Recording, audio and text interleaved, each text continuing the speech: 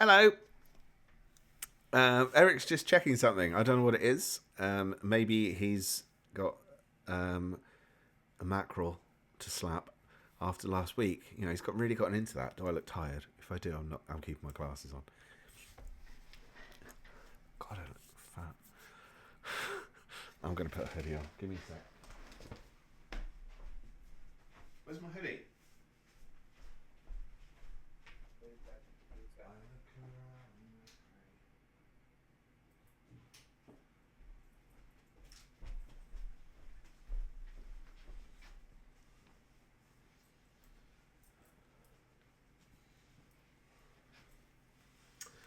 Reedy Reederson. How's it going, man?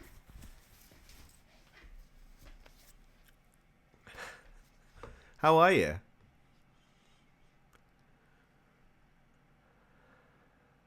How's the internet? I've made some adjustments to this thing. Here. Sorry. I've made some adjustments to this thing, so it might. My wife had some groceries, so kind of. Oh, no worries, dude. I've made some adjustments to this thing, so there is a slight. In theory, there's a longer delay for when people hear us, and then we read it, and then we respond. So sometimes, if we ignore stuff, it's not that we are ignoring it. It's just that we may have moved on. I wanted to say this at the previous one. I may say it again at another point, just because I've had to adjust it to try and counter the lip sync problem we've had. It should be okay.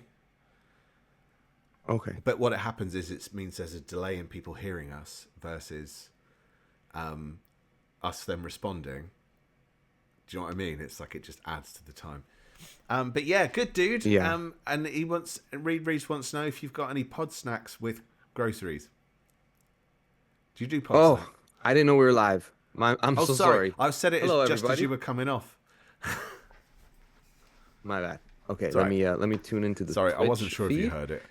There are no. It's actually groceries for the dog. Oh. Bags of dog food and stuff like that. So nothing for me, but there will be snacks, and there are other snacks for me anyways. Cool. Can't have snacks while you podcast read. Crunch, crunch, crunch. Imagine. Yeah. Every time Dave was speaking, I just put a potato chip. It's like, imagine if someone was eating a chocolate bar before they recorded a podcast, readers. Did I do that? No. Or did you do that? No. Oh, someone else did that? Yeah.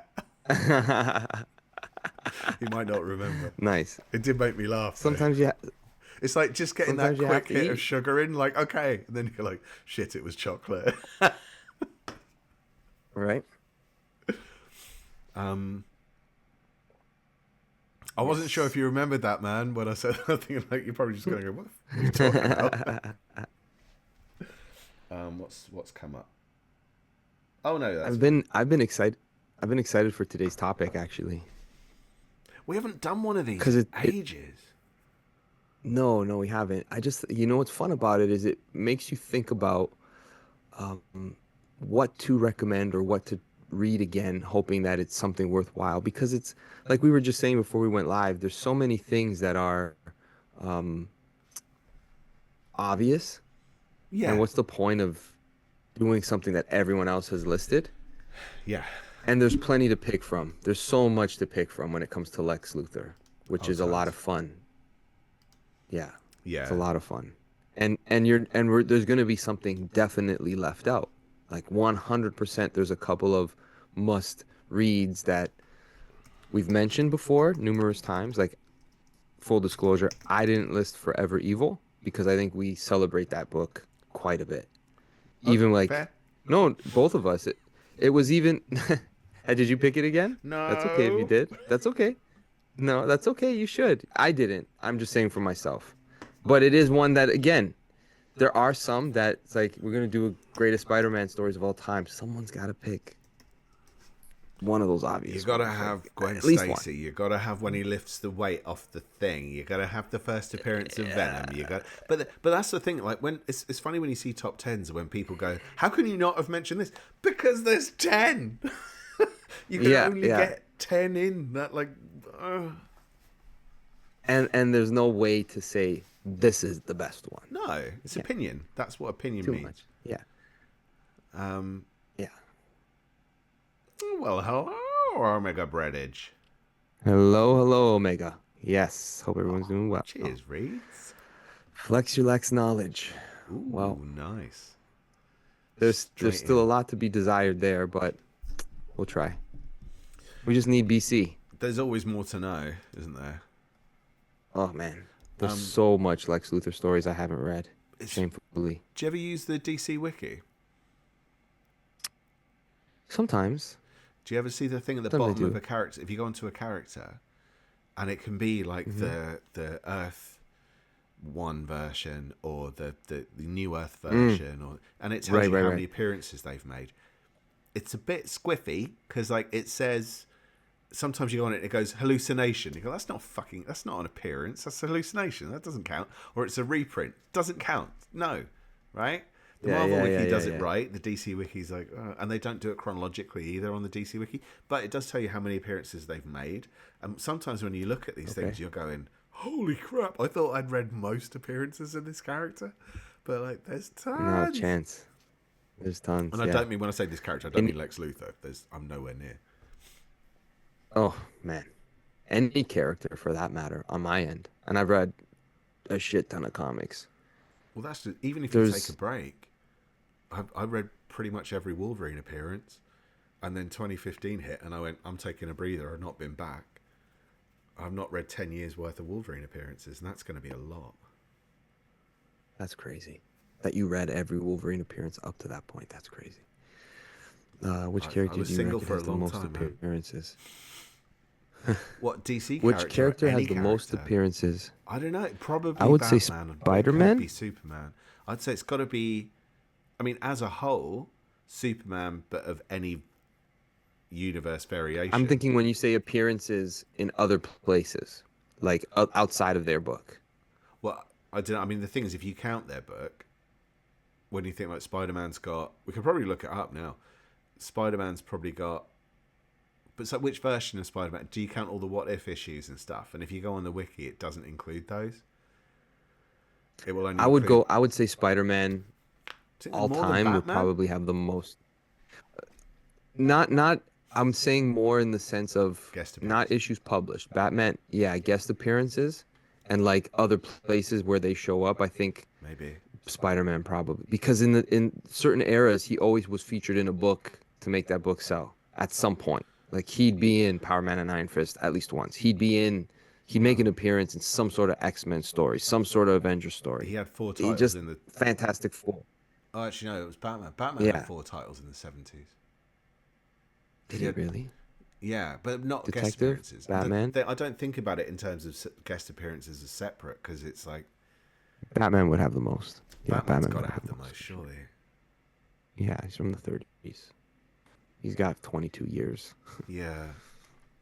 On Marvel, at least. Well, what was it, 1939? 1939? Yeah. 1930, Superman's 38, Batman's 39, and then I think Spider-Man's 62, early 60s. Yeah. But that was only one appearance in publishing. 62. Right. You know, so it was like it was small at the start, by which point they were appearing in multiple titles. Yeah. Guest appearance wise, I would say Wolverine or Spider-Man in the Marvel side. Guest appearance. I would guest appearance. Wolverine or Spider-Man. I would go Wolverine. No. Yeah. I don't know. Yeah, I know. It's really hard to say. That would be a lot of work to figure that out. It's probably close in terms of how many appearances they've each made. Yeah. Do you know what I'm going to do? Before we start, I need a wee-wee. Yes. And then I'm just going to look it wee-wee. up. My computer's doing that jet plane thing again. Okay. Place your bets. Right, Wolverine.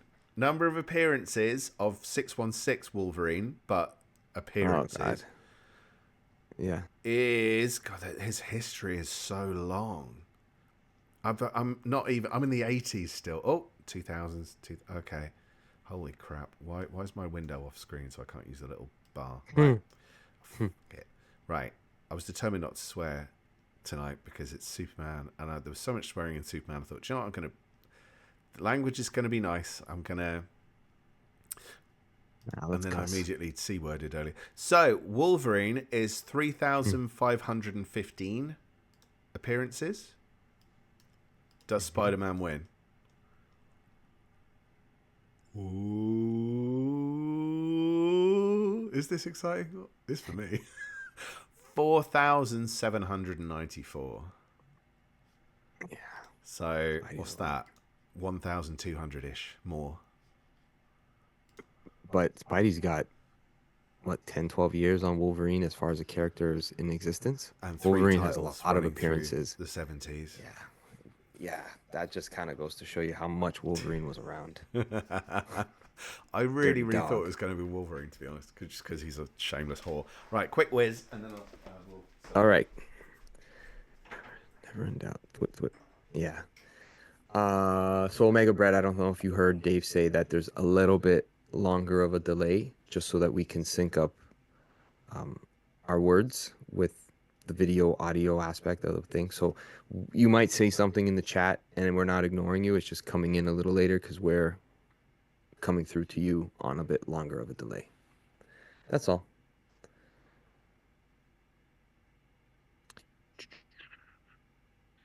Looking forward to this Lex Luthor chat. He's a cool character.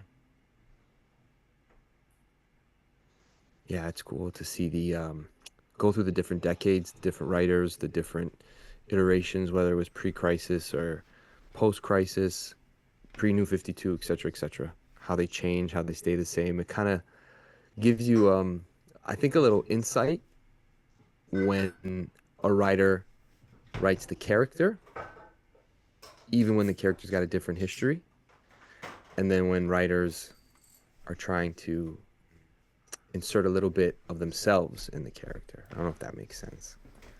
What was that? But it's interesting. I was just saying how when you read these type of, or when you go through these type of lists and you read the character in different iterations, eras, etc., writers, you kind of see which ones get the character and then which ones try to insert themselves in a character to try to get their message across, if you will. And then there's just times where the writer is saying, this is the character, like I'm writing to the character. And what happens is still going to be true to the character because of some sort of precedence that's been set within this era, within this universe of him, but there are true to form things about Superman, Lex Luthor, in every universe, you know? There's something there. In theory. Should be. I got surprises in store. No burps this time. Sorry. So Reed said that he picked up All-Star Superman Compact Edition today. Nice. Yeah, it's a great book. Is it just... this is a stupid question. Is it just smaller? Hang on. Oh, All-Star Superman Compact. Right. Yes. Oh. I love those things. I haven't bought any, but I think they're great. Yeah, they're like manga size. Smart. Nice. About time that they did something like that, because it's only like $13, $13.99 in Canada to like for 12 buy issues. For Hush, for All-Star Superman, whatever it is, Kingdom Come, like great entryway. I just wondered if it's such a dull observation. I just wondered if the shrinking of the text made it. Was it okay? Does that work? It works. Yeah, they from what I've seen, I'm like, these work. They're readable. They're affordable. They're good. No, $7.99. Yeah. That is so good. I do need to get a copy of that, but I did have it, and then I had a tantrum about it and sold it. And I had the Absolute, and I sold it, and now I'm regretting it. All-Star Superman. Yeah, that's one of those must-reads. A comic must-read, I feel. It's like one of those moments where they get it right. Grant and Frank Quietly. It's like, yeah, that's a touchstone there. Do you like Frank Quietly? I do. Yeah, I do. Okay. Shall we begin? Let's do it. I miss BC, but we should get going. Yeah. All right. Well, he said he was going to try, I think, but okay.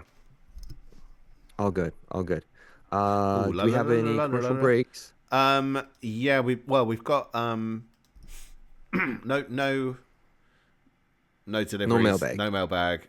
No announcements. No sponsors. But we have ad break, which is Okay. 5 things. It's one of the shorter ones. Okay. Sounds good. Shall we begin? Here we go. 4, 3, 2, 1, and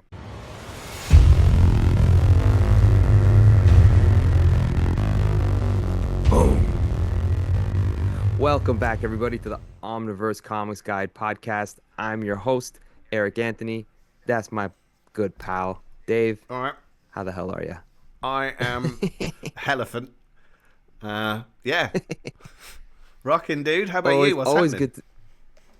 Always a pleasure to hang out here. Everybody that's with us on Twitch, thanks for joining us, the loyal supporters. We appreciate it.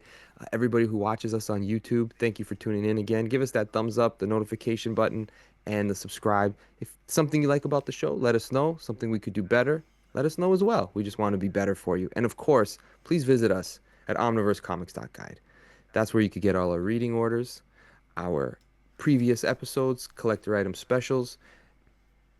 What else we got there? Creator interviews, all sorts other of podcasts, crazy top shiz. tens. We've got manga focused stuff as well. There was a recent update. That's right. I forget to mention manga that. recommendations. We've got all sorts of crazy. Why can't I remember anything? We've got some background reading for if you want to know where to start before you get to the big crossover events. We've got the big crossover events. We've got character stuff where you want to pick a team. You want to pick everything. And if you don't see what you're looking for, let us know. Whether it's on here or on the website itself, you can always leave a comment. And join us on the Discord. Please feel free to join us on the Discord. Chime in the conversation and let us know what kind of episodes you want to hear, because it helps us. We come up with this stuff, but at the same time, it always helps us to see what the viewers and the listeners want to. We like a challenge. Hear us talk about. We do. Was today's topic a challenge? No, yes and no. It's same as it is for any other thing, really. You know, sometimes you think, like, I just want to throw something in that's random. So you try something and you go, oh, God, what? I can't use that. Then you try another one, you go, no, this is something. And that can happen with any character, basically. But yeah, so it's not necessarily different from anyone else. But sure, there's always a challenging element, right? Right. And I always try to, I don't always say this, but I want to preface this episode saying when we recommend stuff on the show, you can at least trust that we've read it. We don't just say stuff to say stuff, or if we haven't read something that's like a must read, I can't recommend it. But in our case, we always try to say, we always read these books that we recommend. So when we vouch for it, we stand by. And we recommend what we like. Not just the thing you're supposed to say. Exactly. But we try, you know what? Let's get into our list. We'll give an example of how we do these lists, Dave. All right. Is it my turn or your turn? Definitely your turn. Okay. So, as always, I try to make these, not to make them quite as obvious as we've mentioned, try to pick books from different eras, different versions. So I said, so easy to pick Lex Luthor, because people who've watched the show know that I just Superman all the time. You never mention it. I know, but deep down inside, I'm a big Superman fan. So I tried to choose some Superman stories. Clearly, you have to. But my first pick is going to be something a little bit random. Not quite a whodunit, but it is a mystery story in a way. It's The Secret Six, Villains United. You can find it in this trade. This is the complete collection, Volume 1 of The Secret Six. It's also in the Infinite Crisis Omnibus, and it's also in the Secret Six Omnibus Volume 1. It kicks off the Gail Simone era of writing the Secret Six, which is kind of like not an offshoot, but the same sort of feel you get from the Suicide Squad, but more mercenary, more underground. There isn't an Amanda Waller involved. Right. But you got Deadshot on this team. You've got Catman, who, previously was a joke, but is one of the key characters in this book that is pretty intense, and you start to really like this guy. Like, this guy's badass. I thought Catman was just a fat slob. No, Catman's cool. Ragdoll, who's freakishly terrifying, but really interesting. A parademon is on the team in this book. Cheshire, as well as Scandal Savage. I think that's 6 of them. Yeah. Quite an interesting team. Who And writes this mini? book Was this mini written by Gail this Simone?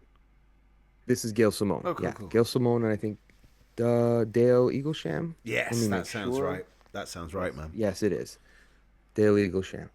It's a really cool series because there are all these offbeat characters, C-list, D-list characters that you kind of see peripherally, pardon me, but they're now being chased by the Injustice League or the Legion of Doom. I forgot which team was formed during this time of just pre-Infinite Crisis. Be in Justice League. I'll look at. So you got, you got all of these villains who are trying to form this super cabal to prepare for whatever they know is coming, because there's this moment happening that we know as readers is leading up to Infinite Crisis, but the Justice League is in disarray at this time. The Injustice gang is trying to, have that coup d'etat, if you will, that final blow to take over everything. And these 6 have refused their invitation to join. And they're thwarting the Injustice gang's plans, which Lex Luthor is the lead of this Injustice gang. And the way he goes about, so that, not to spoil anything, but the Secret 6 have been brought together by something like a Charlie's Angel sort of figure. This person behind a computer screen that they don't know who it is pulling the strings, but they've got some serious intel and what's the word? They're backed by something where there's money behind them, if you will. Yeah. Right? So it's this Charlie's Angel type of character. They don't know who it is. That's part of the mystery of the story. Everybody's trying to figure out who is behind this group of the Secret Six, who's funding them, who's giving them the intel. We got to stop this. And Lex Luthor is the leader of this Injustice gang. Seeing how he plays certain people, certain villains, how he deals with them, where he's willing to be cutthroat, where he's willing to manipulate another person. It kind of blends all of these aspects of him, where he's a scientist, he's a genius, but he also has that corporate world ability to talk people into deals in weird situations. But the really cool part is that you got to figure out who's behind the Secret Six. So I highly recommend this Lex Luthor story. So to everybody. Sorry, I think I might have missed it. Is this the Villains United mini rather than Secret Six? Yes. Right. Yes. Villains United 1 to 6 is where this is originally collected. Those are the issues. So the villains are called the Society, based on the secret society of supervillains from the 70s, I think. The main. That's the enemies of the Secret Six. There's so many variations of those villains, because that's why sometimes I go, was that the Society? Was that the Injustice Gang? Was that the the Crime Syndicate? Because I had read a couple stories where those names are referenced, and I'm like, okay, this is a Legion of Doom story, this is Injustice Gang, don't confuse. So I confused. So it's the Society. Lex Luthor is the head of the Society. Yeah. So yeah, if you haven't read this, it's a really fun read. These characters become not endearing, but you kind of root for them in a weird way. You're kind of you're rooting for them in a weird. They become anti-heroes more so than, because the part of what they're doing is it's kind of the right thing to stop the Society. Check it out, Villains United 1 to 6. I highly recommend it. It's a hidden gem, if you will. Do you know what? Use that for a hidden gem. I've read the prequel minis to Infinite Crisis and the Infinite Crisis mini, and then read 52. So I've not read all the spin-offs, but I'm desperately looking forward to doing the reading order for this stuff, because there's loads of spin-off stuff from Villains United that you don't need to read. This stands alone really, really well as a 6-issue mini. Of course, it leads into Infinite Crisis anyway, but I think it still works as a story on its own. It does. And then there's the way this is collected in the... Pardon? And then it keeps you reading. It keeps you reading, yeah. And it's a really, really good series. I highly recommend Secret Six from Gail Simone from this era. Really good stuff. Cool. That's my number 1. Marvelous choice. I will say that Omega Bread says he's got two takes that are slightly off the beaten path. and he's curious to see if we mention any of them. If anyone does have any Lex Luthor recommendations in the chat, feel free to drop them in. If you do want to watch us on the chat, if you're watching us on YouTube or listening to us on whatever podcast platform you're on, and you want to join in with this stuff and actually chip in as we're recording, feel free to join us on Twitch. The information can be found on the website in pretty much every entry for each podcast episode. So don't miss it. Plus, we announce each one in Discord before it comes on, because sometimes we shift it up. We shift it around a bit. Yeah, stay tuned. Stay tuned. So, all right. Yeah, if you don't mention ours, if we don't mention those, Brad, we'll chip them in at the end. Remind me, because I will forget. Yes, we will. Okay. My first choice tonight is Bronze Age. Oh, shock, horror. I've gone for a Bronze Age. Yeah, I like that shit. So this is DC Comics Presents Annual #1. It's written by Marv Wolfman. The art's by Rich Buckler. This looks like what you'd expect an early 80s comic to look like, to read like. There's something really kind of cheesily classic about it. It's not something that's going to make you walk away and go, wow, that just blew my mind. It'll make you go, yeah, that feels like that era. And there's something just kind of nice to dip into that time. It's like a reassuring kind of read. But this one is interesting from a Lex Luthor perspective, because not only does it feature Lex Luthor of Earth 1, which was the mainstream continuity for DC before Crisis on Infinite Earths shook everything up and made one timeline. It also features the original Lex Luthor, Lex A. Luthor, from Earth 2, the Golden Age. But why stop at 2 Lex Luthors when you can introduce a third Lex Luthor into this? So, yeah, this features 3 Lex Luthors: Lex Luthor, Alex A. Luthor, and Alexander Luthor. Now, this might sound excessive. It might sound familiar. If you know your DC stuff, that version of the name might sound familiar. He may be quite an important dad. I'll say that much. But yeah, so you'll get 3 Lex Luthors. So, of course, you're going to have to get 3 Supermen. So you got your Golden Age Superman. You've got your Bronze Age Superman. Your Earth 1, Earth 2, that is. And then, Earth 3 Superman. What's he called?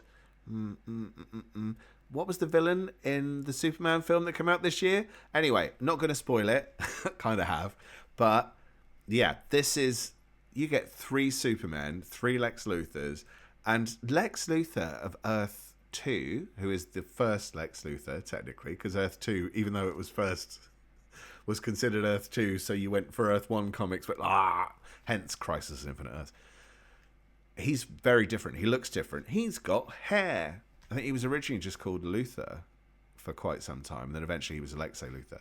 But true to form, it seems he just wants to blow up the planet. Yay, motivation.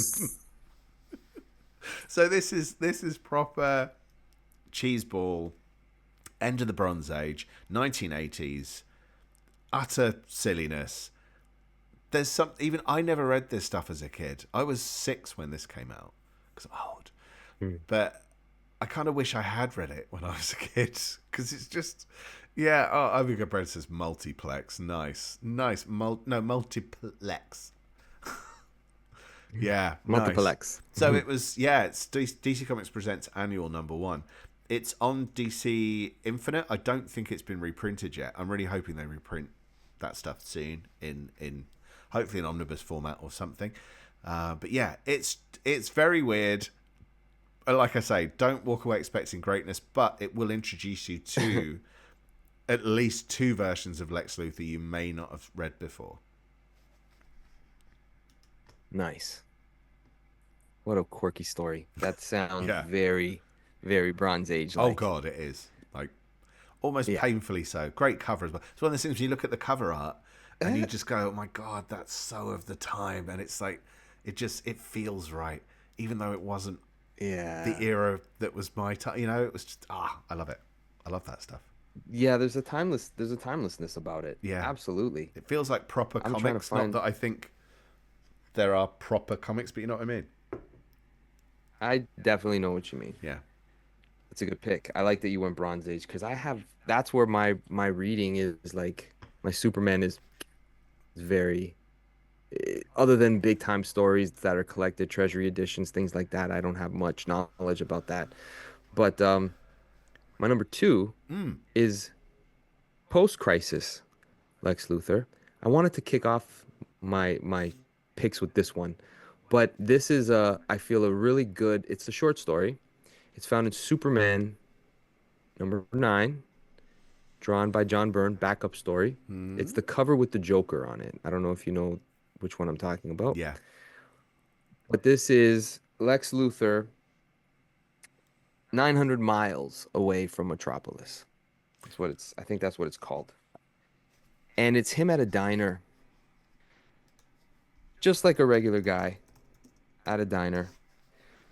But he hits on her waitress and basically gives her the indecent proposal, Yeah. offering her an offer of a lifetime just to see how he can manipulate people. Mm.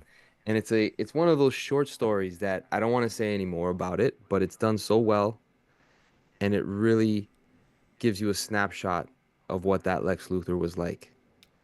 Just somebody who liked to flex his muscle to remind himself, to remind the world, I can do that Yeah. because I want to. For his A, own personal a amusement. different Lex Luthor, yeah, for his own, just to keep himself almost sharp, Mm. as it were, to remind himself of the power he yields and how he can toy with people's lives. So it's a short one. Superman issue #9, John Byrne. There's no Superman featured in it. It's one of those kind of quiet issues in the sense of no action, no super heroics. It's just a character study. And it's definitely one worth checking out in regards to Lex Luthor because it makes you go, son of a bitch. Yeah. It's one of those times you see the son of a bitch in Lex Luthor. That's a As there are really nice many, shot. there There are are loads, many. but like, what a nice little snapshot moment that is. To get a taste of this guy, Yeah. of what In his so few different pages. facets Yeah. in so few pages. Yeah, Mm. John Byrne knocked that one out the park. He did. Good call. Yeah. Thank you. Thank you. Excellent work, man. Take it away, Dave. Okay, my number two is I'm going to stay in the bronze. I'm just going to Ooh. move forward a Oh. year. Now, I'm picking this one because it's There's this five is Superman. yeah, there's 16 Superman, 51 Lex Luthors, just 52. 52. 52 Lex Luthors. Nice. This one is of significance. So this is from 1983. It's kind of a little bit of a crossover-y thing. It's Action Comics 544 to Superman 385 to 386. It's written by Kerry Bates, the art's by Kurt Swan, so it's very kind of classic looking. And it includes a design by George Perez. So this is the storyline that introduces Lex Luthor's war suit. So after yet another defeat at the hands of Superman, it literally opens with him being defeated by Superman. You're not even 100% sure why, if I can remember. It's been a couple of years since I've read it. But he's defeated. So Lex goes, do you know what? I've had enough, mate. I'm going to go back to my home planet, to not my home planet, but to my adopted world, Lexor. And I'm reading this going, he's going, what? So he goes back to planet Lexor and to his wife. What? What's happening here? And then he just hangs out there for a bit because he's sick of Superman. So Lex Luthor had a planet that adopted him and he was a hero there in the Bronze Age. Earth 1, Lex Luthor's isn't some imaginary story. This is literally part of his history. But it's so surreal because this is the first time I ever found anything out about this. And I was reading this thing going, I want to know where the war suit came from. So I thought, I'll read the story. What is going on? He's got his own planet. So yeah, he's basically in charge. They go like, oh, welcome back. It's been a while since we've seen you. Here's your son. What? And then next thing you know, this masked marauder, I think it is, basically starts attacking Lexor. So he's then trying to kind of prove himself the hero. And it attracts the attention of Superman. And then through this bizarre set of circumstances, yes, more bizarre than the stuff I've just mentioned, Lex Luthor dons his war suit for the first time, and this is how the war suit comes about. So he actually fights Superman kind of one-on-one on par because he's got the means to do it. He had his own planet. That's where it came from? Yeah, well, I had no idea. Weird, right? But this is the thing. This Lex Luthor of the let's say Bronze Age. He kind of started. He probably first appeared like 1955-ish or somewhere after that. So we're talking like Silver Age continuity here as well. Earth 1 started way back. I should have checked before we started, but he's been around ages, and they've done loads of weird stuff in that time. So they would have introduced all these concepts, and it was still part of continuity. So by the time you get to 1983, Lex Luthor has a planet named after him where he's the hero. So weird. So weird. But this armor, like I say, designed by George Perez, it becomes part of the reason why this exists, because it also aligns with a storyline with Brainiac, where he gets redesigned and has that robotic form with the brain. So this is all the stuff that fed into the cosmic the superpowers toys, and that's why Lex Luthor has that outfit with the superpowers toys. Because before that, it was that thing with the capsules down it. It kind of looks like capsules. I don't know if they actually were, but that was kind of his costume. But this was like, it was always green and purple. Green and purple, yeah. And so the armor's green and purple, and it's got what looked like rear view mirrors, side view mirrors on a car, but they're in here. Yeah. He's just going to look at his own teeth? Oh, my teeth are looking good. George Perez designed I'm ready to have them punched in now. Yeah, George Perez. I thought that would have been Jose Garcia Lopez. I mean, I know it makes sense.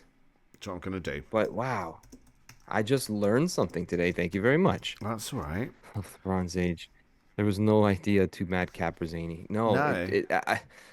So you know how, Dave, we were saying like people get precious about their characters, and you got like, that's not my X-Men. This post-crisis is definitely my Superman, because this stuff I don't even know what's going on. But that's why people. I played with those toys, but like. There you go. But that's why when people say, "Oh, that's not my Superman. That's not my Lex Luthor," when they see the kind of New 52 or Rebirth era characters, and you're going, yeah, but they're not. It doesn't mean they're the original. I mean, even that the Silver Age, Bronze Age stuff isn't the original, because it goes way before. No, that as well. it's so there's so many eras that's why I love DC, is that there are no. It doesn't feel like there are barriers to it, because there's so many variations out there. You might have seen Lex Luthor as Gene Hackman. You might have seen it as Kevin Dodgy Spacey.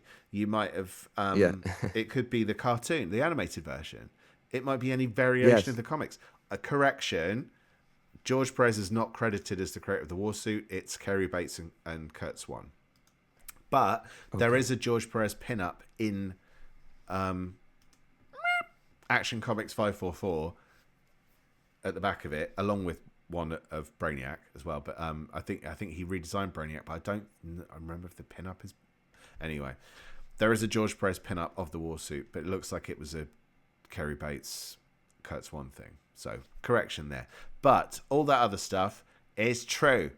And if you want to know what order to read it in, guess what, me governor? There's a reading order for this. Governor? It's called Showdown. So if you look in our DC crossover list, you can find it under Showdown, whether you go to 1983 on the year-by-year reading order guide for DC, or if you go to S, because obviously it begins with S, because it's called Showdown, and you'll find it there as well. So yeah, if you want a little bit of old school DC and some weird stuff, or as referred to in the chat, Madcap, there was no idea to Madcap or Zany. Thank you, Breadster.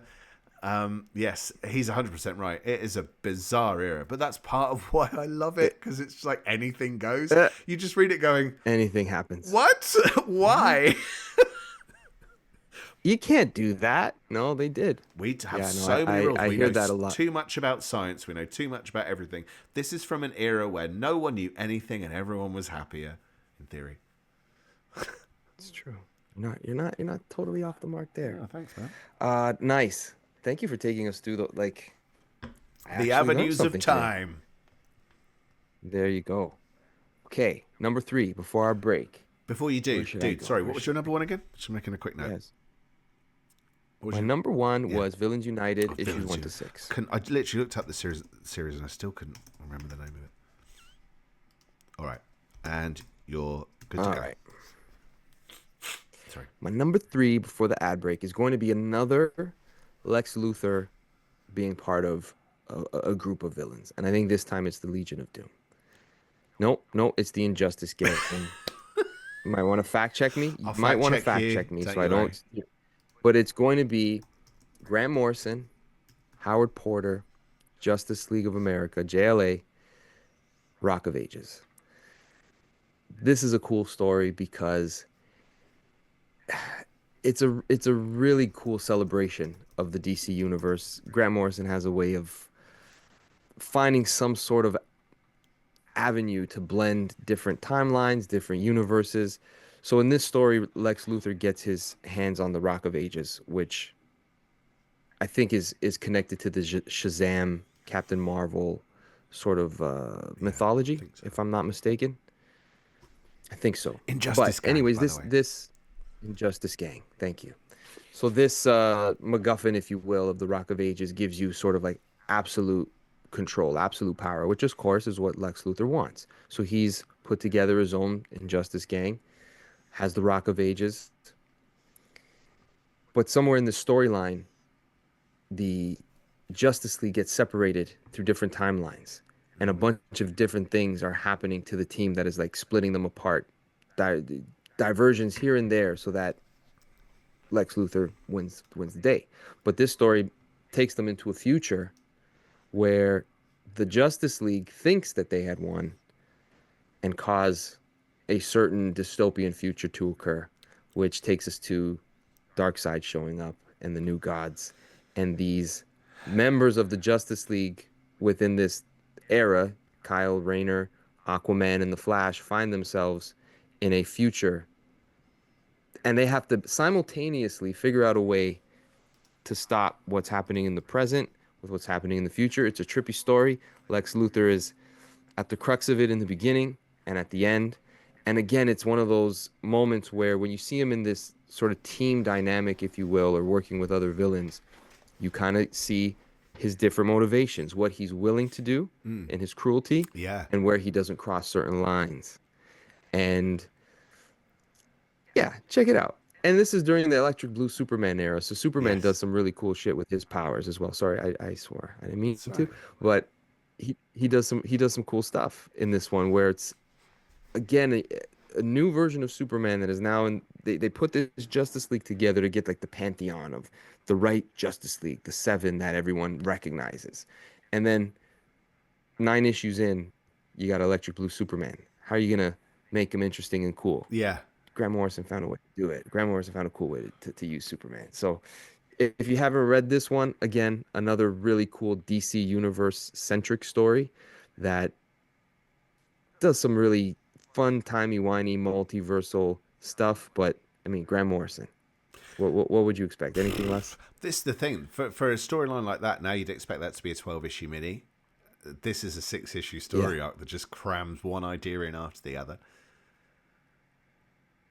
You've read this? I have, but it's been a while. It's been a while, so I can't 100% remember the ins and outs of it. But I have read it. I need to reread it. I read it years ago. Rereading it was like reading it for the first time. Yeah. And I know that it's a celebrated Justice League story. Like a lot of people rank this, especially some of the end issues. I remember Kevin Smith on his podcast talked about this particular issue. Oh.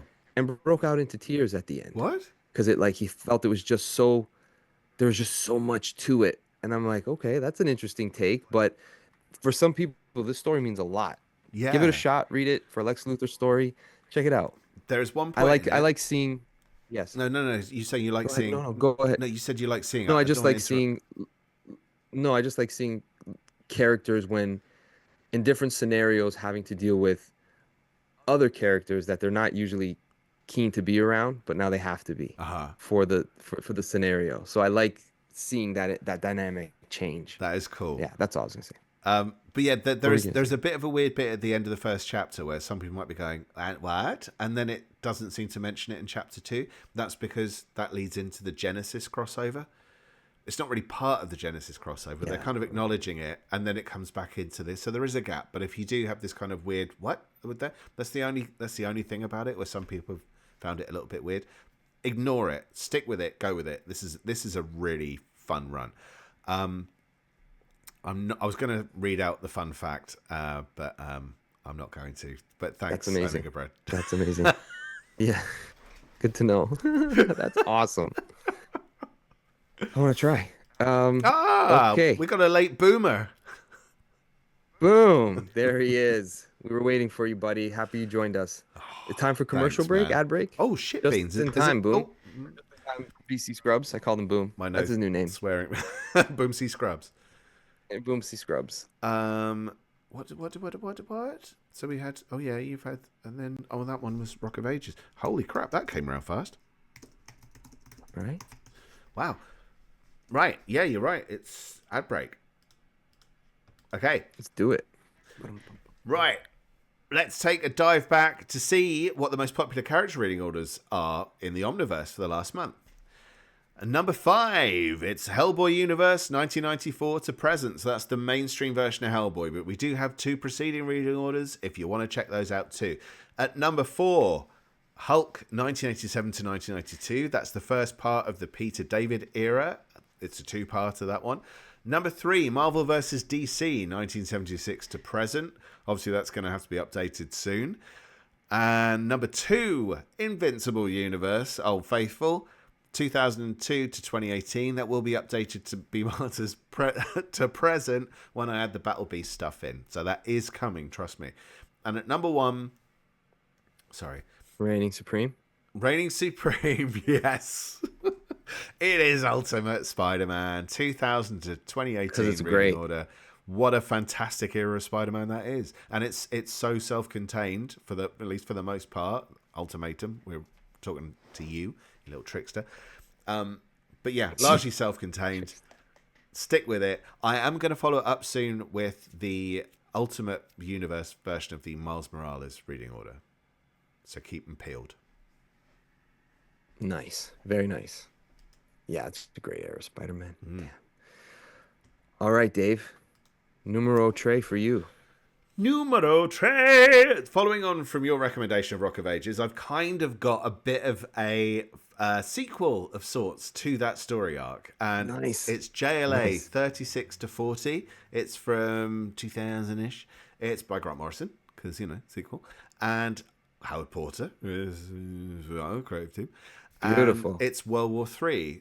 And this is the final storyline for JLA for Grant Morrison before it gets handed over to other creators to take on the series. JLA 36 to 40. I'm going to read the notes this is not one of those little blurbs from the back of a book. I wrote this thinking it was a crossover and then there were literally no tie-ins. So I've done a breakdown of this.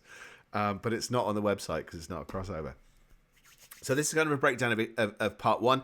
Metron takes Big Barda, hello, and Wonder Woman to Wonderworld to find the greatest super champions all dead, having been slaughtered by the Anti-Sun. Mr. Miracle confirms to the JLA that Mageddon, I think it is, I've spelt that wrong, the Doomsday Machine, the Warbringer, is free.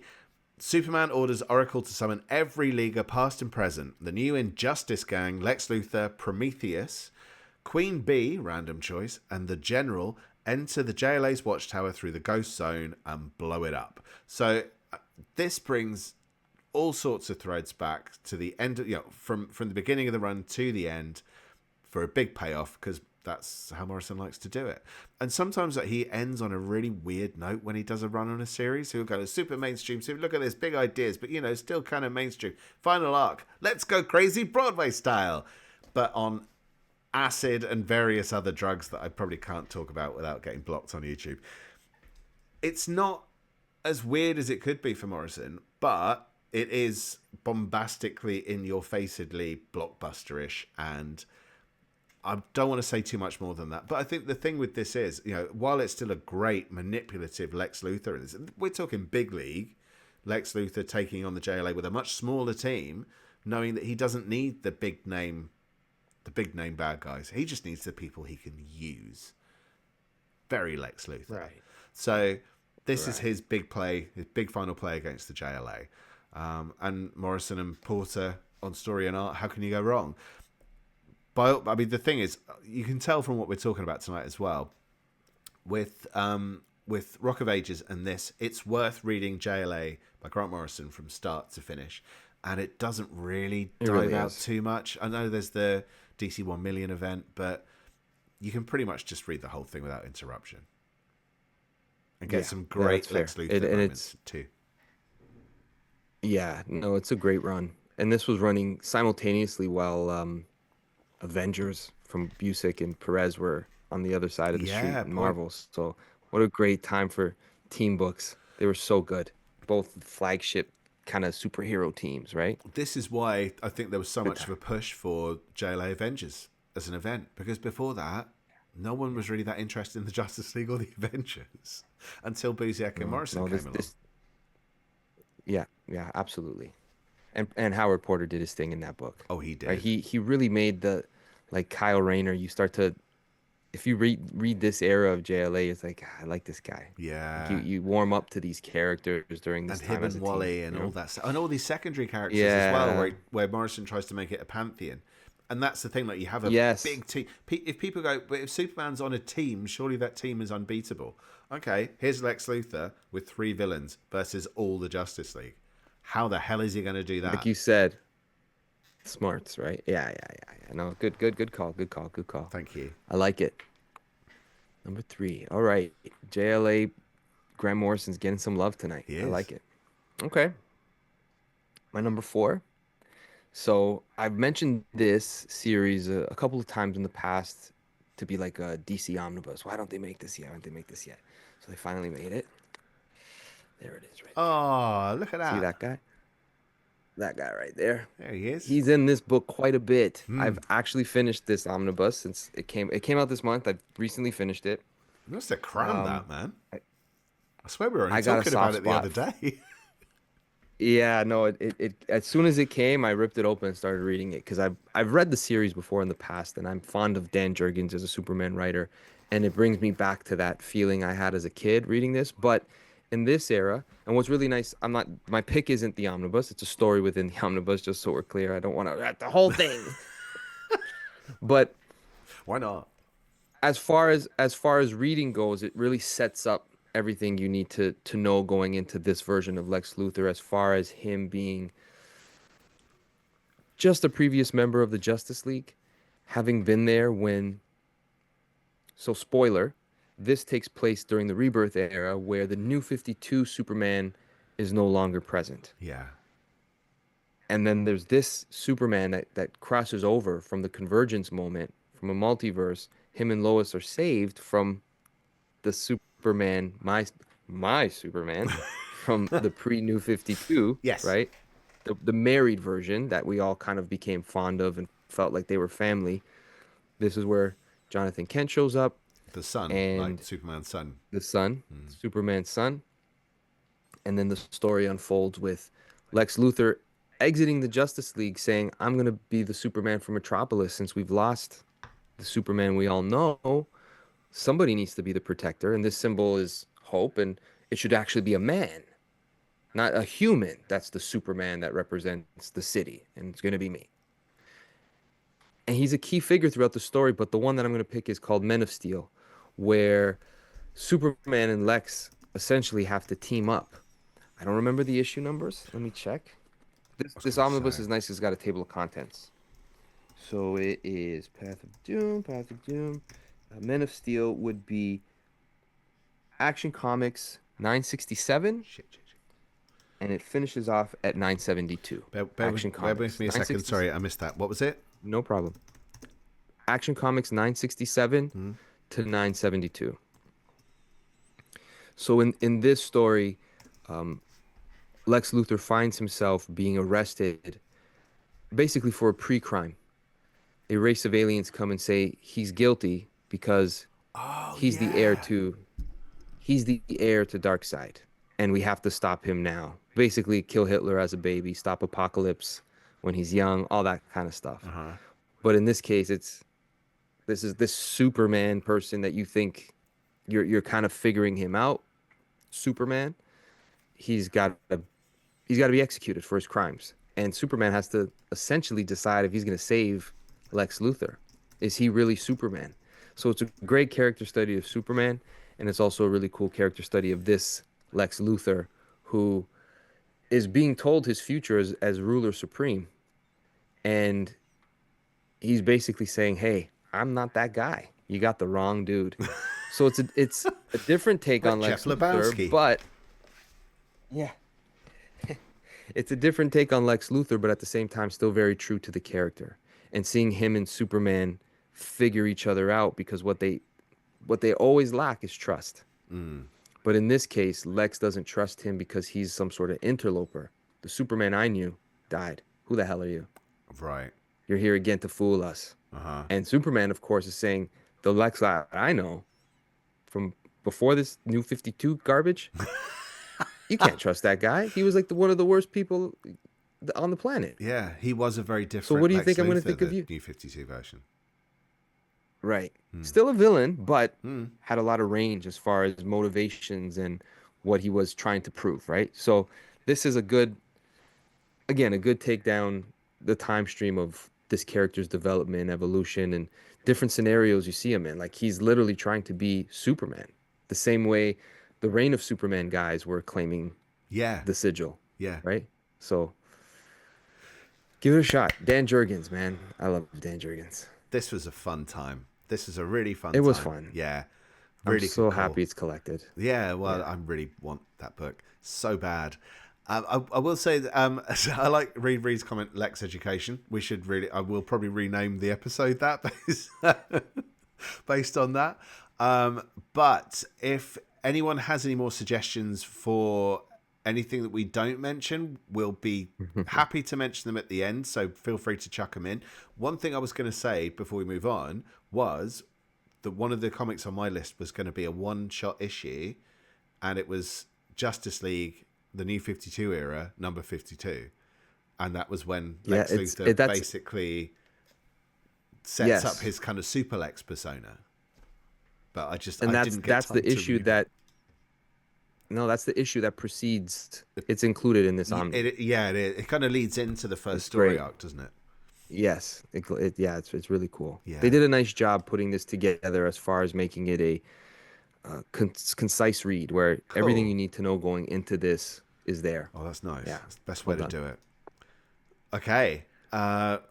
All right. Well, speaking of New 52, speaking of New 52 era, did we mention this? Was it before the show or at the start of the show? Talking about not mentioning Forever Evil again. I'm not mentioning Forever Evil, but I'm blatantly going to mention Forever Evil. So this is the kind of prologue to Forever Evil, but it does stand alone as a story, and also it's technically two things. Anyway, screw it. I'll explain. Action Comics 23.3 from 2013. It's written by Charles Soule. Excellent writer, doesn't get enough love. Yeah. The art is by Raymond Bermudez. Now, this is a Lex Luthor who's been scarred by his last encounter with Superman and that kind of New 52 era Superman, who's not as Superman-y as we'd come to know. But he basically decides, yep, I've been in prison long enough, I'm out. And in the space of one issue, he goes from being in prison, incarcerated, to going, yeah, I'm coming out now, and I'm going to sort out all this stuff. And by the way, where's Superman, and what's he doing? There's no sign of Superman. There hasn't been a sign of Superman for 7 days. So as obsessed as he is, he wants to know where Superman is. So he sets something up to draw him out. As obsessed as he is. And this thing will cost him millions of like $80 million just to draw him out. So you can see some of the sacrifices that Lex Luthor is willing to make just to see what Superman's doing. That's what's interesting about this character. Obsession that he has and what he's willing to do. And as powerful as he is, it's about the power to call the shots. It's the power to make people do things and know what they're going to do and prove that I'm going to do this thing and mess with someone's life. So by the end of the day, they'll be doing this. And you know they're going to do it, but how does that even play out then? What's he going to do with that control that he's got? He is a bastard. And That's why I love him. One question I was going to ask you, actually, D, was in terms of all comic book villains of any, whether it's superheroes, non-superhero, where does Lex rank in your, the best of all time villains for you? Do you reckon?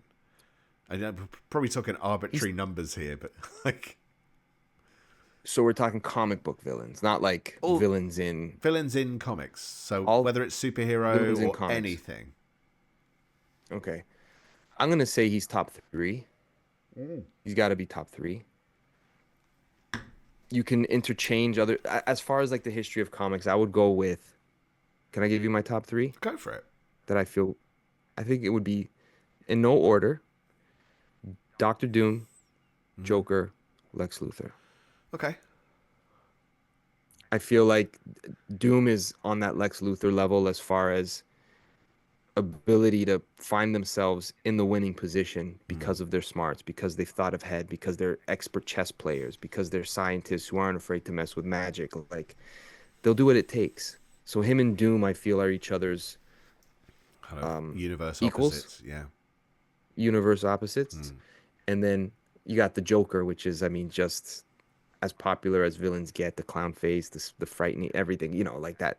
But I like Thanos. He's up there for me. Oh God, yeah. When it comes to like our complete favorites, I think Thanos probably for Marvel wins it for me. One thing I was going to say with that though was for Doctor Doom, I kind of feel like Doctor Doom's been accepted as the greatest villain in the Marvel universe, though it's Thanos, for decades. But I think the greatest Doom stories were told up to around about the 80s. After that, what are the greatest Doctor Doom stories? Really? I know that people might say 2015 Secret Wars. Frankly, that they can do one. That was a knockoff. I think there've been more and many great Lex Luthor stories from the 90s to the present than there have been great Doctor Doom stories. That's fair. I couldn't make a statement on Doom because I haven't read. Yeah, I can't prove you wrong. I feel as far as villains go, Lex Luthor is the quintessential villain, like in anything. He's Lex Luthor. What's funny for me though is I always had a real issue with villains who didn't have code names, like Emma Frost. She needs a code name, right? Give it. But Lex Luthor, I've always been quite happy with just the fact that he is a rich, evil knob. Any version of him, because even when he's benevolent, there's something about him that he is paranoid and strategic. He's always strategic. He's always manipulative. Yeah. Even if he's a benevolent version. Yeah. There's some other game plan. That's the thing about him. So but that's why I like Lex. I rate him probably as my number one because I just love it when he's there, because like, what is he going to do and why is he going to do it? And there's always a surprise. Yeah. With Doom, I kind of feel like the end goals are always at the front, and then it's more about how he's going to do it. Whereas with Lex, I don't know. You know what some of his end goals are, but at the same time, there's all that other. There's so much going on in his mind in terms of how he can benefit. That it's so potentially vast that I just find him more interesting as a villain than say Doom, but not Thanos. You know what? I should probably Norman Osborn would be Lex's equivalent. Fair, yeah, that's probably the closest. Yeah, right. Yeah, not to. Yeah, I don't.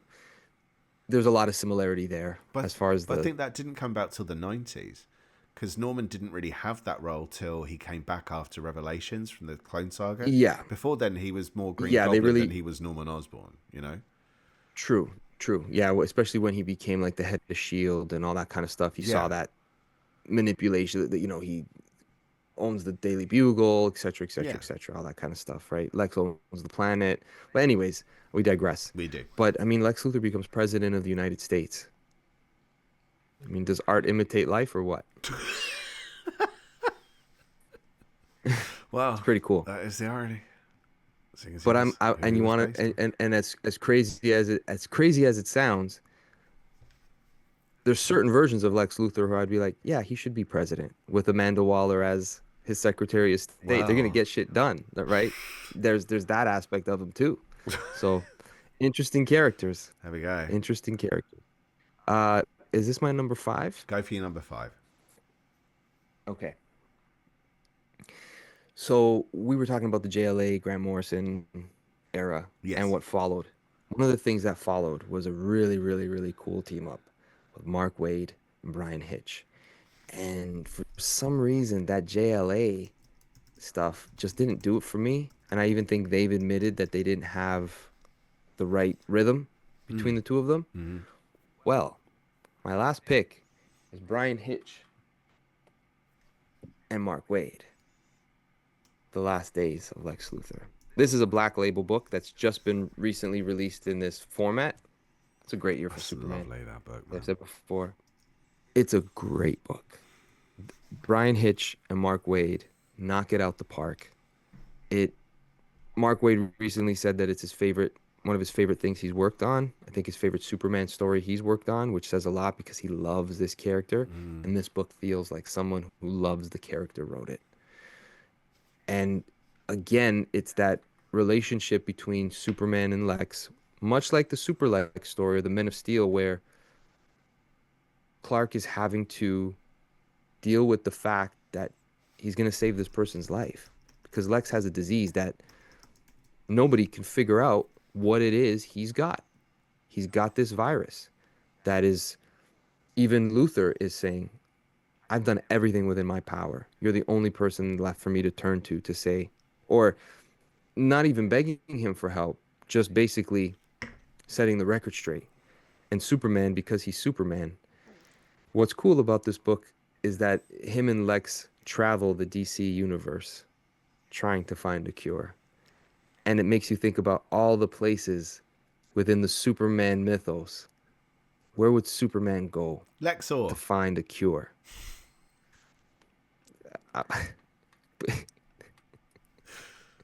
Right.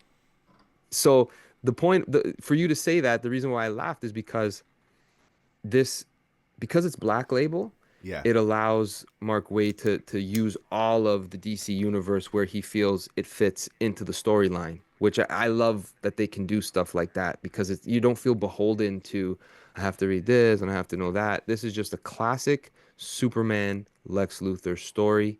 You've got a lot of people within the DC universe making appearances and having opinions about Superman's position right now. Why are you saving a dying man who's caused so much trouble in your life? How dare you come and ask us to help you do this now? Speaks volumes of the character. And of course, both yes, characters. yes, exactly. So it's got a heartwarming end. It's got that history between Lex and Superman as young men. There's no growing need to up feel in down. That little, yeah. There's that relationship between them that Superman feels somewhat guilty for the rest of his life for that relationship being ruptured. So it's got all those touchstones of Superman that you love, that you know and love from all the different eras. Nothing's off the table. And yeah, it's a really, really great character study of both Superman and Lex. I loved it. I highly recommend it. It would have made my end of the year list, but I'll probably leave it off because we included it here, and it deserves to be read. Yeah, it's a great book. Check it out. Excellent recommendation. There is a question from Reeve Reeds in the chat, which is, what do the Black Label books mean? To a degree, Black Label was a bit of a rebranding for the loss of Vertigo, but really since then there've been tons of like kind of out of continuity DC stuff, like for example the Batman First Night, which is a great one. That's by Dan Jurgens, Mike Perkins. I love the way their names kind of rhyme. But that's set in, it's as if Batman did start in the 1930s, so it's got that real kind of noir gangster feel. But there's tons of stuff like that. So and Wonder Woman, Dead Earth. So it's all kind of standalone. They generally tend to be, there we go, perfect, thank you.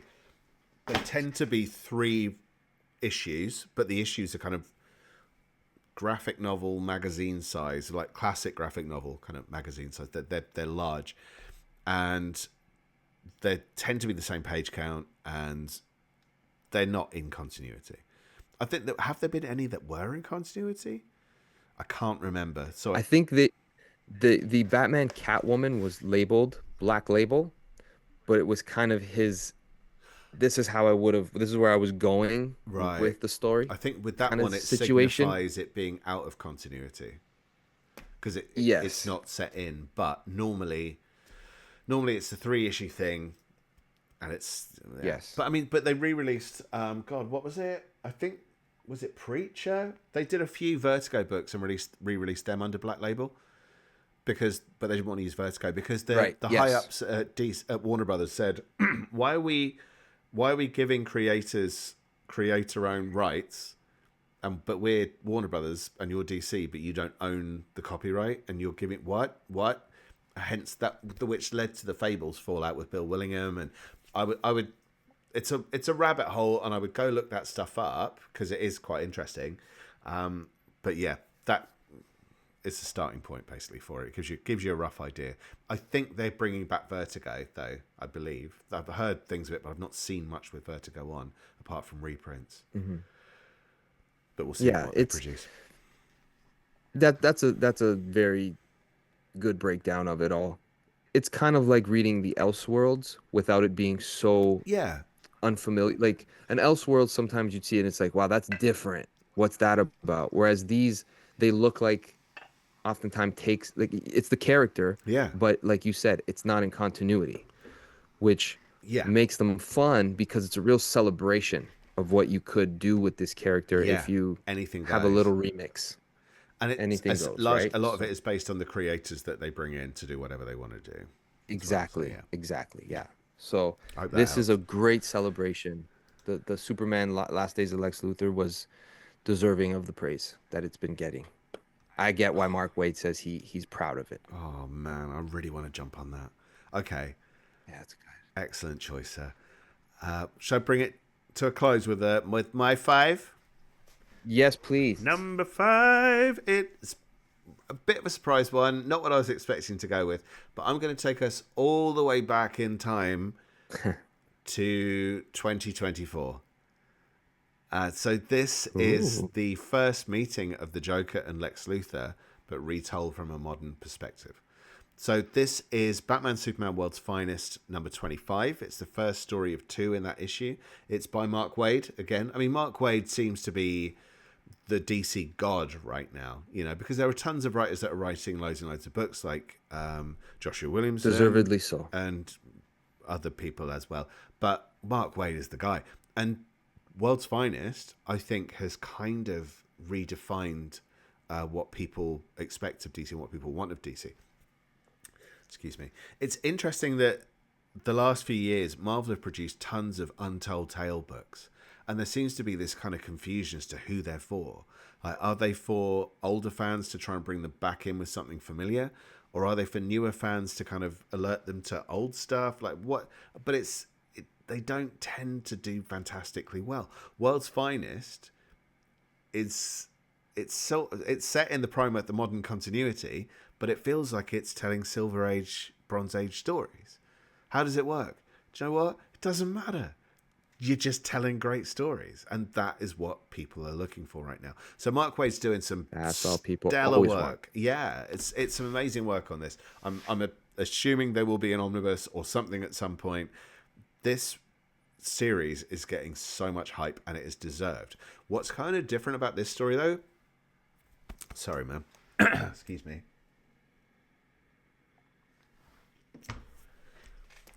Most of the series is drawn by Dan Mora. This story is drawn by Steve Pugh, so the backup is by Dan Mora. So it's got a little bit of a different feel to it. But this kind of explains the first Lex Luthor Joker team up. And it involves Lex breaking the Joker out of prison because only someone as insane as the Joker could obtain the thing that he's trying to get hold of that will give him ultimate power without driving him mad. Like, if the Joker gets it from this place it's held in, he'll then get it. He'll then have the means to defeat Superman. Because when it comes down to it, as much as we love all the other motivations, he's Superman's nemesis. Like, he wants to defeat Superman. So, set in the early days of that continuity, with very little worry about how it actually works, does 0 Year count as like, where does it get? Don't worry about it. It's all good. So he breaks him out. How the hell does this work out? What's brilliant about this is there's a plot twist element to this, but it's not a massive like, oh, it's just it just makes you kind of go, damn it, is he a villain or is he not? And that's why I love that character, because he's he is an awful person, but in theory, in his mind, his motivations are correct, and that to me is the best kind of villain. Prove a point. Yeah. We shouldn't need this he's an alien. He's not one of us. His real motivation is this guy is taking away from the brilliance of man. Yeah, we're celebrating somebody that makes us look diminutive, if you will, right? And I hate that. But in truth, he's referring to himself. Yeah. So he might sound like he's doing it for altruistic purposes, but this is all a reflection on him. I have built myself up. Why don't you love me? You know? Right. So, but I love that about him. So this does precede the We Are Yesterday crossover event, which I do want to cover because I just want to read it. I'm loving this stuff that DC are producing at the minute. This is it seems like a better version of the Legion of Doom than the last version of the Legion of Doom, which was set during the James Tynion, Scott Snyder run of Justice League, which frankly was set Lex up as this Apex Lex, where he's part him, part Martian Manhunter. I read the one shot for this, and I was going to recommend it as like it's a different take on Lex Luthor, but it was just like, this is just such a mess, this era. Like, how does that... It doesn't... No. And while this storyline, so it's called World's Vilest, while it's a one-issue thing, it's part of the giant-sized 25th issue, is it the greatest story? No. Does it... It introduces those two villains who team up constantly in various eras. But this is kind of like, in theory, the first time they've done it from a modern perspective. So this is where you can kind of go, do you know what? I don't necessarily want to read the Silver Golden Age stuff or the Bronze Age, but I've got a modern version of that first meeting. If you do want to plug time, sorry, excuse me. If you do want to read the Earth 1 continuity version, find where that story sits, find out where their first meeting is. You can find it in our Joker Bronze Age reading order. So just have a look on there, look for Lex Luthor, and you'll see where they first kind of meet in that continuity. But we're talking 1950s, 1960s. If you don't want to go back to that era and you want something that feels modern but feels like a beginning, this is a nice place to start. Nice. Yeah, I mean, Mark Waid's the right guy to blend. Yeah. Similarly to the book I just mentioned beforehand, that blend of all of the different eras in a celebratory form, not one that dismisses, no, all of it can work. Yeah, enjoy it. And I think that's the great thing about Mark Waid. There was a point where he was kind of good, reliable Mark Waid, and now he's just, so what's he doing now? What's he doing? He's picking up that. I'm picking up that. If he's on that series, I'm on that series. I'm on everything Mark Waid's doing now. Yeah, I felt like that for him for a while, but I'm so happy to see him at DC. I'm slow. No, I'm just happy to see him back at DC, like you mentioned, because he had a really, for a guy who always talks about his love of DC and when he was there, the things he worked on were pretty important bodies of work. Like the Flash run that he had completely changed the DC universe in a lot of ways. Oh yeah. So to see him in the 2000s doing everything at Marvel, which was good stuff. Like, don't get me wrong, it was some really great stuff in his career. All critical acclaim is deserved, but I always was like, man, he's never had a proper run on Superman or on Batman. Like, and he should. He's the one guy, like, in his bibliography, to not see a 30-issue run on Superman from Mark Waid just doesn't seem like it right. So I'm happy that he's getting this chance now to really go back to his first love. Yeah, he's taken on all those big characters, and he is ace in it. Like it's every time. Second nature. There's no bad story. I haven't read a bad story. I haven't even read an average story yet. It's just that, and this is why I'm excited about superheroes again, because I wasn't for a while there. But expect to see some superhero books in the best of 2025, largely thanks to Mark Waid. Nice. Yes, good call. Well done. Let's make sure we do a couple clips for Mark Waid, because I've been trying to get him on the show, messaging him. So I want him to know, hey, we really are big fans of your work, genuinely. Let's be shameless hooers. Consider it clipped. Yes. There, while there weren't many mentions of Bread, you didn't mention what your choices were, so feel free. Yeah, let us know. Now is the time. Reads did say, hang on, I took my glasses off. That's why I can't read the comments. He said that he will be checking out the Black Label books now. They sound really fun. Oh, there was something about the comparison. Oh, maybe it wasn't Reed. Maybe it was. Yeah, he did. He asked if it was adult in content. It was a different. Sorry, dude. It was a different thing. It was in reference to the Osborn Lex Luthor comparison. Oh, okay. Omega Bread said Osborn's always teetering on the edge of madness, whereas I feel Lex is virtually always in control, and that I find more interesting because they're decisions he's making. It's not decisions being made for him by something in his mind, if you know what I mean. And that's why I think I prefer Lex Luthor as a villain compared to Norman. I kind of feel like 90s Norman Osborn is based on Lex Luthor, or inspired by. For sure, yeah. He's like a blend of the Joker and Lex Luthor in one. Yeah, in a way. Yeah. We may have lost Bread. I can't see anything because he did have 2 suggestions. Yeah, that's true. I'm sure he'll share them with us. As far as the Black Label being adult in content, sometimes they might be. That's the point of the Black Label, is that it's the stuff that could be rated R. You could do whatever you want in this book, essentially. Yeah, pretty much. It can be adult, but not necessarily. BC Scrubs did say I did love Rock of Ages Lex and All-Star Superman Lex, which we haven't mentioned tonight, but yes, excellent choice. Omega Bread said my Lex picks are Adventures of Superman 437 and Swamp Thing Volume 2, number 79. That's the first story where Lex is discussing with Celia Winward the inherent danger of having an unchecked god on the loose. That is a nice, deep cut, man. Ooh! I'm excited. I'm going to go and have a look at that because that's not one I've read. Where? Let me see where Adventures of Superman 437 would be. Ooh, that would be in the John Byrne era. That would be in the Volume 3 of Man of Steel. On it. You find it right here. 437. You said Adventures of Superman, right? Oh yes, that's such a he's right. That was a good one. That was part of Millennium, which recently was covered on the crossover. So I should know. Yeah. I should know that. But yeah, he's having a discussion with her about everything's kind of inspired by his issues with Superman. But it's a really nice issue, and it's paired with his version of recent events versus the actual version of recent events. Whereas Lex is telling a story about Combator battling, what was he called? Gangbuster. Oh, yes. And then he's making out with Superman that did it, and it's his version. It's always like his twist on reality.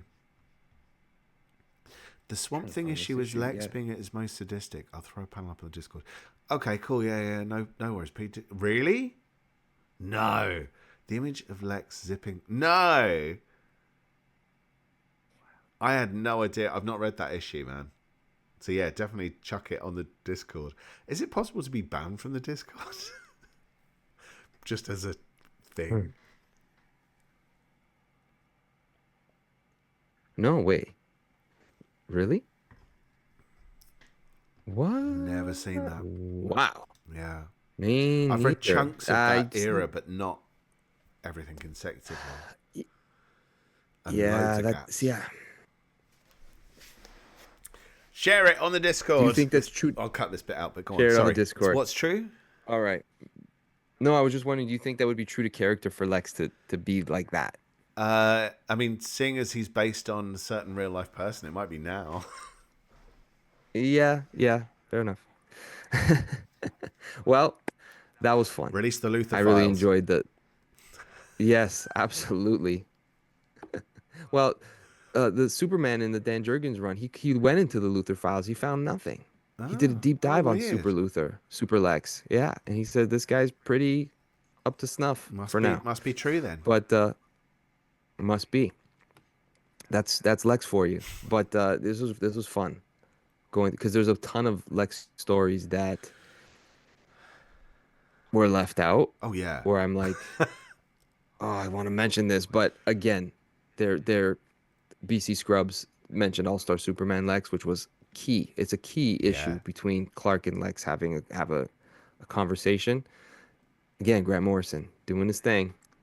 Anything that was alternate picks for you? Yes, one, and I will mention it, and because I'm never going to mention it on anything else. So ages ago, I mentioned Action Comics 466 because the cover of it is Lex Luthor beating up child versions of Superman, a child version of Superman, so like Superboy but even younger. And then there's like a kid Flash and a kid Batman in the background. He's already beaten up. This is pre-war suit, so it's in that kind of capsule costume. And I've always wanted to read that. I think it was a Neil Adams cover. So I always wanted to read it. So recently I read it.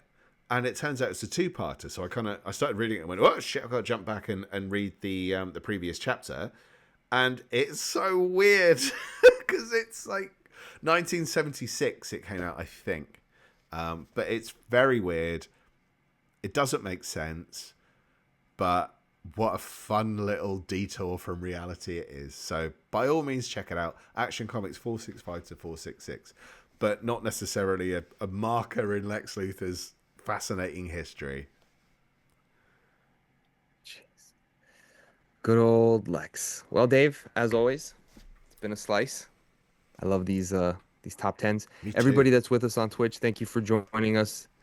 As the show progressed, we had more people join us. We appreciate everybody who chimed in. If you're watching on YouTube, don't forget to hit that rate and subscribe button. We appreciate that as well. And don't forget to visit us at omniversecomics.guide, where our other starter kits are available. Our other... You're making me laugh. Our reading orders, our episodes, collector item specials, creator interviews. Stay tuned for more of those as well. Yeah. Plenty more to come. Yeah. Plenty more to come. All right, Dave, as always, everybody. Peace. Love you guys. Peace out. Thanks, everybody, for coming on. Love you all. Seriously, thank you so much for your time. We love you all. Thank you. We do.